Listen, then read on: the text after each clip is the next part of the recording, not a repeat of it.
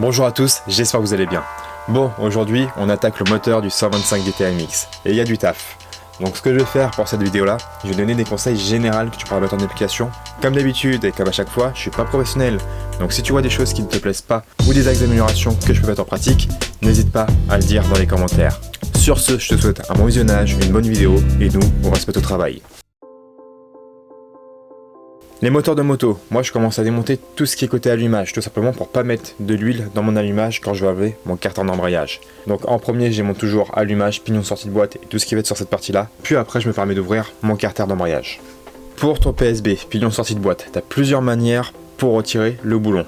La première, c'est au pétard. Si tu n'en as pas, ce que tu peux faire, c'est quand le moteur est sur la moto, tu passes une vitesse ou tu bloques la roue et tu essayes de le desserrer comme ça. Et si tu as sorti ton moteur, ce que tu peux faire, c'est mettre un bloc piston sur le haut moteur à la place de la bougie, et en fait ça va tout simplement bloquer ton piston avant qu'il soit au point mort, et de ce fait tu pourras défaire ton écrou de cette manière là.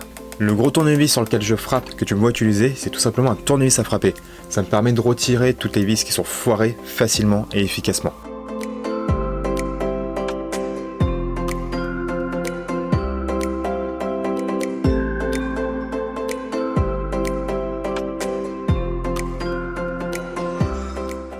Sur mon moteur, il n'y a pas de pompe à huile, il reste juste la tige d'entraînement. Ce que je vais faire, c'est que je vais la retirer, je vais découper une plaque proprement pour pouvoir boucher en fait la sortie, le passage de cette tige et tout simplement avoir un moteur propre qui tournera au mélange.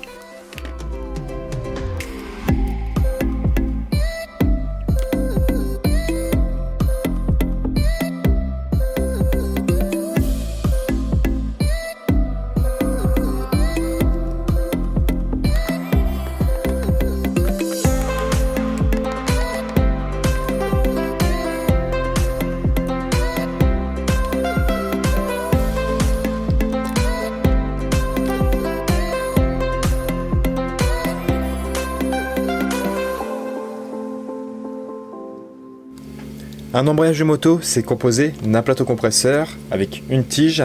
Ensuite, vous avez une bille et une deuxième tige. Et faites très attention quand vous démontez l'embrayage à ne pas perdre la petite bille. C'est une bille qui fait à peu près entre 3 et 4 mm, on va dire. Mais cette bille-là, si vous la perdez, vous êtes foutu. Ça fait quasiment 10 ans que je bricole sur des véhicules auto et moto.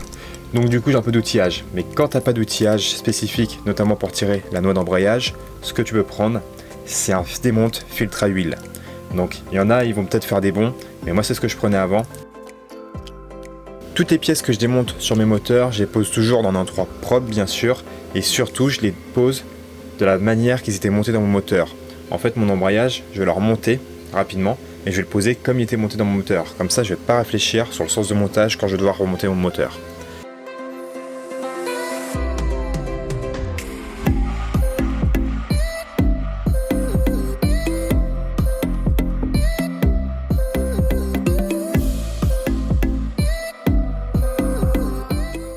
Pour desserrer le pignon qui se trouve sur le vilebrequin, tu as plusieurs manières. Tu peux faire comme le pignon de sortie de boîte, donc soit au pétard, soit avec un bloc piston, soit sinon en bloquant la roue arrière de la moto et en le desserrant quand le moteur est sur la moto.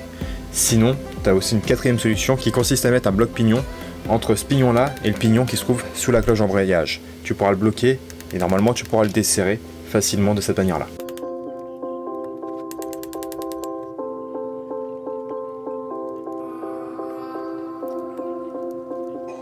Bon, du coup, maintenant je vais passer à l'ouverture des carters. Pour les ouvrir, hop, j'ai mon petit outillage fait maison. Donc celui-là, j'avais fait pour mon premier DTMX et m'a aussi servi pour des Derby de Euro 3 et d'autres moteurs. C'est pour ça qu'il y a deux perçages. C'est quoi? Je reprends le principe d'un extracteur tout simplement. C'est une plaque de ferraille avec deux vis pour tenir mon appareil en fait dans le carter. Et sur cette vis-là, j'ai mis un écrou en dessous, je vais le bloquer. Je vais visser cette vis-là, ça va pousser sur mes vilebrequins. Et en faisant cette opération-là, cette action-là, ça va m'écarter mes carters. Faire attention bien sûr que toutes les vis soient bien défaites, et vous allez voir sur l'arrière du carter du TTMX, il y a un petit centreur, et souvent c'est celui-là qui bloque, et vous allez voir c'est pour ça qu'on ouvre l'avant du carter puis après l'arrière en général. Et sur beaucoup de bécanes c'est comme ça. Donc cet outillage ça vaut pas cher, c'est beaucoup mieux que taper comme un bourrin sur le vilebrequin pour pouvoir l'ouvrir. Donc du coup voilà, prenez votre temps, faites ça, ça prend 2 minutes à faire, c'est tout simple, et franchement vous ferez du meilleur travail.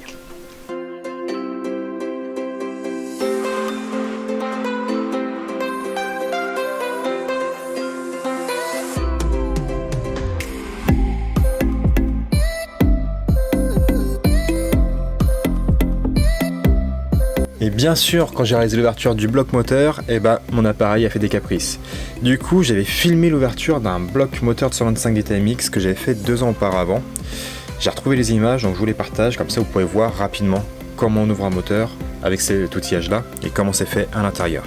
Et encore une fois, quand vous ouvrez un moteur comme ça, faites très attention à ne pas faire tomber les rondelles de calage de boîte s'il y en a. Et en règle générale, faites très attention qu'il n'y ait pas une rondelle ou une petite pièce qui tombe et que vous pourrez perdre inopinément.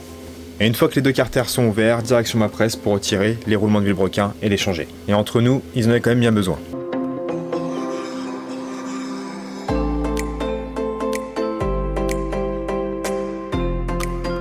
Après, pour l'extérieur, ce que je fais, c'est que je passe tout simplement un coup de brosse laiton. Le rendu est très bien, et la brosse laiton, l'avantage par rapport à la brosse métallique, c'est que ça ne va pas rayer et ça ne va pas marquer vos pièces. Puis en plus, à Action, vous allez en trouver 5 pour même pas 2 €.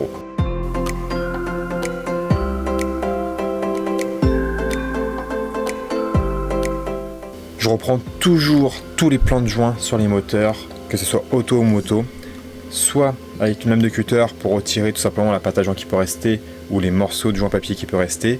Puis après, je passe un coup de papier de verre très fin, donc souvent c'est du 800 que je prends à l'eau pour avoir un plan de surface parfait. Pour remonter les roulements de vilebrequin, je vais rien vous apprendre, il y a énormément de tutos sur le sujet sur internet. Moi je fais comme tout le monde, je chauffe mes carters, soit au décapeur thermique, soit avec un flambard.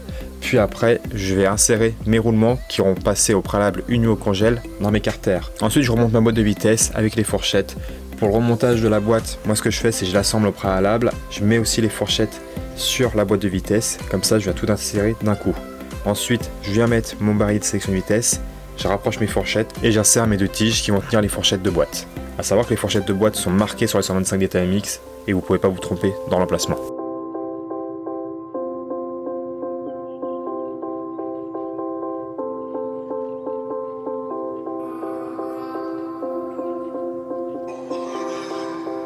Ensuite, je mets mon vilebrequin, je mets de la pâte à joint tout autour de mon carter en faisant attention à ne pas en mettre de trop, c'est souvent le défaut qu'on a, on doit en mettre 3 fois trop. Et je referme mes 2 carters. Quand tu refais un moteur de voiture ou de moto, tu auras plusieurs vis. Et si tu as peur de plus te souvenir où vont se monter les vis, ce que tu fais, c'est que tu prends un carton, tu dessines rapidement ton carter et tu viens placer sur le carton tes vis où elles vont sur le carter, tout simplement. Comme ça, quand tu remontes, t'as pas à réfléchir et tu sais où vont aller les vis. Une fois que mes carters sont fermés, je centre mon vilebrequin. Je vérifie ensuite qu'il tourne bien.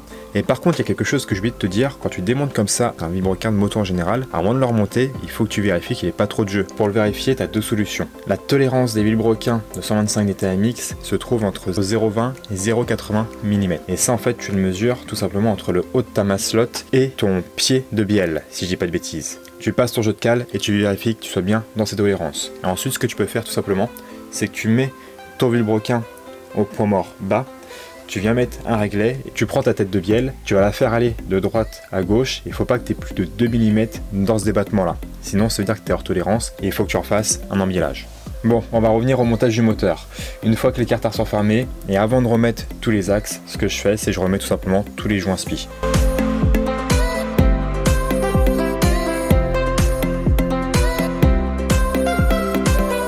Et maintenant on attaque le remontage de la partie embrayage. Bien évidemment, toutes les pièces, je les ai nettoyées, vérifiées avant de la remonter. Et pour le remontage, on va procéder tout simplement à l'inverse du démontage. On va prendre notre temps, et c'est un moteur, le moteur de 125 DTMX, c'est le moteur de toutes les motos de temps en général, qui se refait très facilement.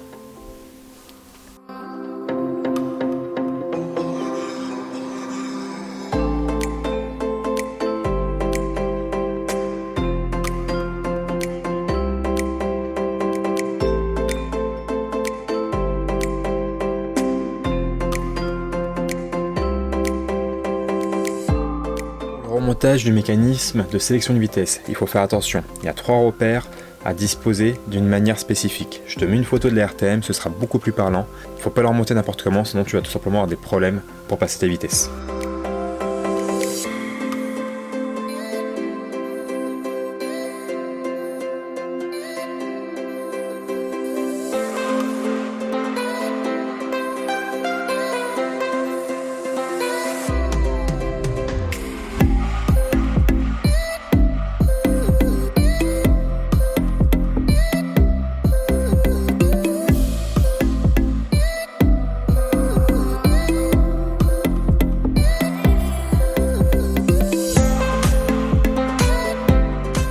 Quand tu remontes un embrayage de moto, tu peux te rendre compte que sur les disques lisses, tu as tout simplement un petit décroché.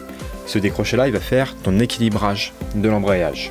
Bien sûr, il y a une manière pour la remonter. Pour savoir comment il faut la remonter, tu prends 360 degrés et tu divises 360 par le nombre de disques que tu as.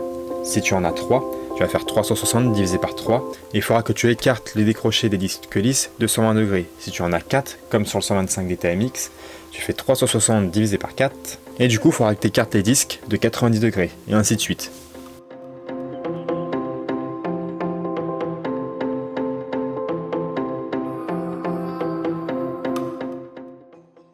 Bon, après quelques mois d'arrêt, je vais enfin finir mon moteur du 125 DTMX. Oui, toi sur la vidéo, ça change rien. En fait, qu'est-ce que j'ai fait pendant ces mois? Déjà j'ai trouvé les pièces qui me manquaient, il m'en manque encore. Mais bon, j'ai presque tout. Et surtout, j'ai sablé mon moteur, je l'ai repeint avec de la peinture VHT, haute température, c'est une peinture à cuire. J'ai emmené mon moteur à un usineur pour le faire réaliser, je vais mettre un piston neuf, segment neuf. Quand tu fais ça par contre, il y a plusieurs choses à faire attention et je te les explique maintenant. Bon, du coup, j'ai un piston qui est tout neuf, bien sûr en code réparation, mais avec des segments neufs également. Et ce qu'il faut que tu fasses quand tu fais un moteur de voiture et de moto, sur la 104, c'est vrai que j'en ai pas parlé mais je l'avais fait, il faut que tu vérifies le jeu à la coupe. En fait, le jeu à la coupe, le segment, c'est quoi? C'est le jeu que tu as en fait entre tes deux becs de segment. S'il est trop près, quand ton moteur va se serrer, les pièces vont se dilater, le bec de segment va se toucher et ton moteur il va se serrer. Ce jeu là, tu le retrouves dans les RTM, donc en général pour un 2 temps, c'est 0,5 tu comptes. Après bien sûr, en fonction des motos, il y a quelques petites variations. Mais voilà, si tu as une coupe de segment qui s'approche à 0,3, 0,5, en général, t'es pas trop mal. Pour vérifier cette coupe-là, comment tu fais? Tu prends ton segment, tu le mets en fait dans ton cylindre, tu le pousses avec le piston pour bien qu'il soit de manière homogène dans le cylindre, tu vois qu'il soit pas de travers. Après, tu viens avec un jeu de cale et tu vérifies tout simplement avec ta cale le jeu au bec de segment.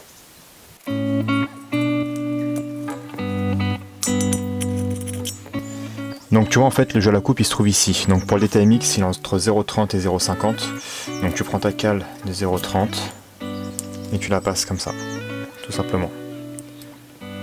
Donc là, elle passe, bon par contre elle passe pas gras, elle passe un peu serrée. Peut-être devoir la rajuster un petit peu.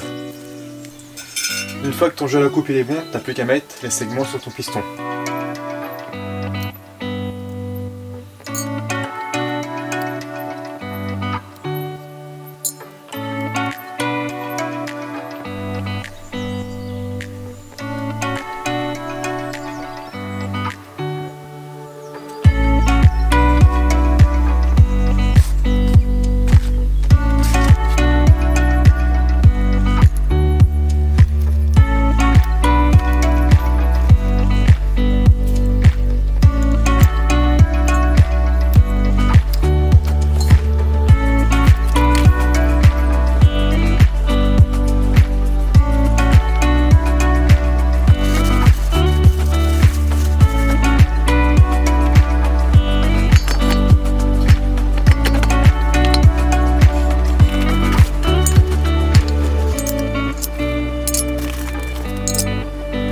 Bon, maintenant il n'y a plus qu'à serrer le haut moteur et la culasse au couple, bien évidemment.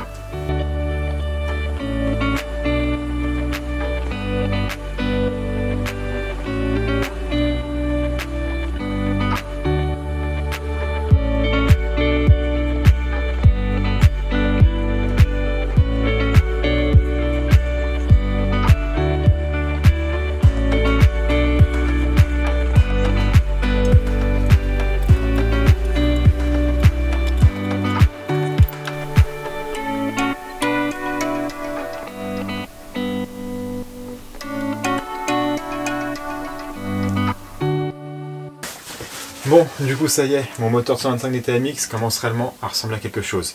Comme tu peux voir, il me reste encore un allumage à trouver, mais sinon, il est quasiment entièrement fini. Le carter d'embrayage, je l'ai pas remonté parce qu'il manque également le pignon en nylon qui sert à entraîner le contour. Des vidéos comme ça, sur internet, t'en as plein, je le sais. Pourquoi je te l'ai fait, pourquoi je te la montre? Bah tout simplement pour te montrer comment je travaille sur les motos, comment j'ai appris, ce que je sais et t'apporter de nouveaux conseils que tu n'auras pas forcément sur d'autres vidéos. Après on a tous une expérience et des connaissances différentes, donc toujours pareil, si tu vois des choses à rajouter, n'hésite pas à les mettre dans les commentaires. Abonne-toi si ça te plaît, vraiment, je pousse ça toujours à la fin de la vidéo, j'aurais le faire au début, ce serait sûrement mieux. Mais bon, quand tu t'abonnes déjà ça me montre ton soutien envers la chaîne et surtout ça me permet d'évoluer, ça me motive pour sortir du contenu et ça permet à la chaîne de grandir et d'avoir des projets qui sont de plus en plus conséquents. Sur ce, je te souhaite de belles restaurations, de belles rénovations, de belles réalisations tout court. Et toujours pareil, au plaisir de partager.